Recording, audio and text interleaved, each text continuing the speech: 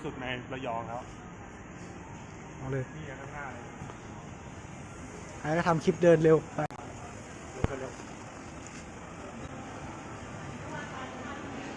ถ้าใครชอบอย่าลืม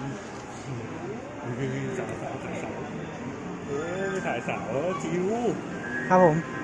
ทำไมคุณไม่ถ่ายผมไม่ใช่คนแบบนั้นนะครับโทษทีนะครับผม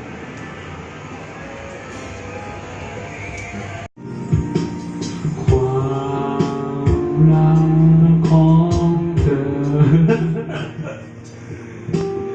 เสียงที่บอกฉันว่าเธอห่วงใยเหมือนนั้นของเธอที่ตาหน้าฝากฉันวันที่เธอไม่สบายทุกๆฉากทุกตอนไม่เคยจางหายแม้จะผ่านเนิ่นนานเท่าไรฉันเป็นคนโง่กัน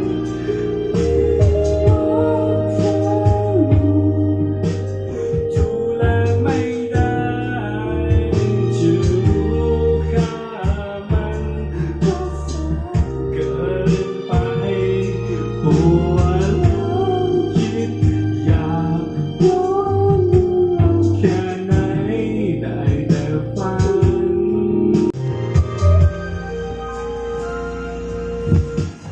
ฉันมันคนโง่เหนือใครๆมีรักเธอดูแลไม่ได้จะรู้ค่ามันก็แฝงเกินไปปวดแล้วคิดอยากย้อนเราแค่ไหนได้แต่ฝันคุณนิวครับคุณจะเลือกอีกนานไหมครับเฮ้ยดูเวลาด้วยครับ โตกูเรียกว่าโตนำโชคดูเวลาด้วยนะครับครับผมอยากคิดถึงฉันทุกนาทีหรือเปล่าเธอยังจำให้เราในวันวานได้หรือไม่เธอยังมีใจลอยจากชีวิตเราเขาสงสัยอยู่ตรงนั้นเธอเป็นยังไงฝากเพลงนี้ไปถามเธออยากจะรู้ที่ความเป็นไปเธออยากคิดถึงฉันทุกนาทีหรือเปล่าเธอยังจำเรื่องราวในวันวานได้หรือไม่เธอยังมีใจให้ฉันคนเดียวนะครับเดินทางมาถึงทุกวันนี้ไม่ใช่ง่ายๆนะครับผมเชื่อว่าคุณทำได้แต่เอาไว้ทุกสิ่งทุกคนใจยังคงรักคำสัญญากับหลอกลวงที่แล้วมายังกอดเอาไว้แม้ไม่ช่วยอะไรความจริงไม่เคยต้องกับใจเฝ้าบอกตัวเองต้องเรียนรู้ไปสุดท้ายถึงวันที่ปล่อยมือให้รู้ว่ามันยากแค่ไหนจะคงรักให้เธอเหมือนเดิมแต่เธอรัก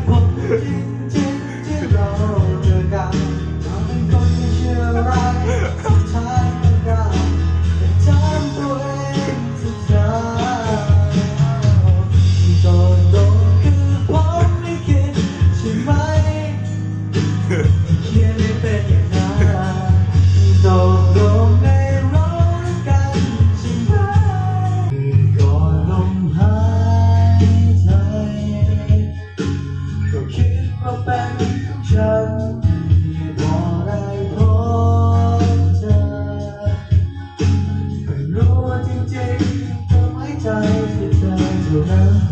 มีคนหลายคนฉันเลยกับคนจริงที่เราเจอกันเราเป็นคนไม่เชื่อร้ายสุดท้ายก็ได้จะทำตัวเองอีกครั้งตกลงคือผมลิขิตใช่ไหมที่เขียนเป็นอย่างนั้น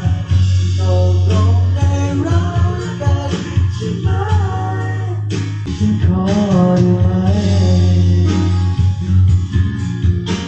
ครับผมก็จบไปแล้วนะครับเดี๋ยวเราจะไปที่ไหนกันต่อก็โปรดติดตามกันด้วยนะครับผม